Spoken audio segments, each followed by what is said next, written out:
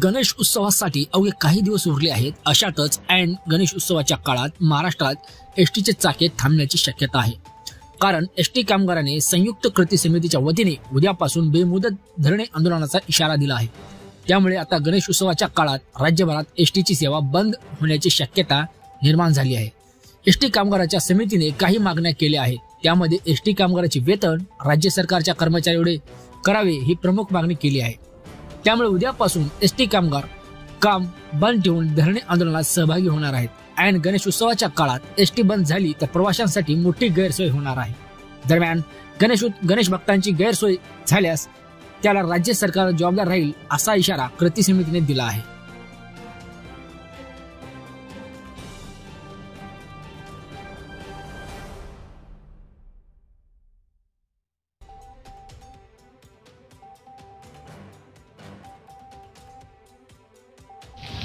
आज संयुक्त कृती समितीच्या वतीनं धरणे आंदोलन आम्ही पुकारलेलं आहे। कारण का तर आमच्या मागण्या अशा आहेत की 2016 ते 20चा जे 4849 कोटीमधील थकबाकी जे शिल्लक राहिली त्याचं आम्हाला समान वाटप झालं पाहिजे, ही आमची प्रमुख मागणी आहे। त्यानंतर 20 ते 24चा करार जो झाला आहे त्यात 2500, 4000 आणि 5000चं जे अनामली झालेली आहेत, नवीन पोरांना जास्त आणि जुन्या कर्मचाऱ्यांना कमी, त्यात अनामली झालेल्या त्या दूर करण्यात याव्या।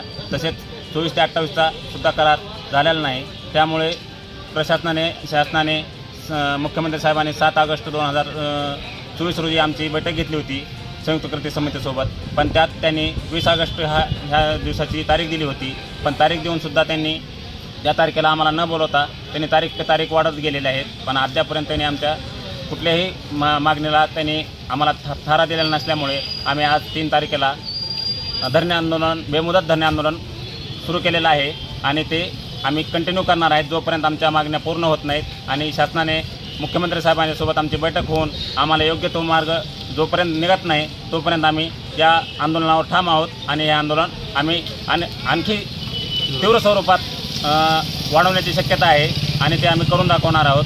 तरी आमची शासनाला आणि प्रशासनाला एवढीच विनंती आहे की त्यांनी लवकरात लवकर बैठक घेऊन आमच्या संयुक्त समितीसोबत बैठक घेऊन आमच्या यावर तोडगा काढून आम्हाला न्याय द्यावा व शासकीय कर्मचाऱ्यांप्रमाणे वेतन आम्हाला मिळवून द्यावं हीच आमची अपेक्षा आहे।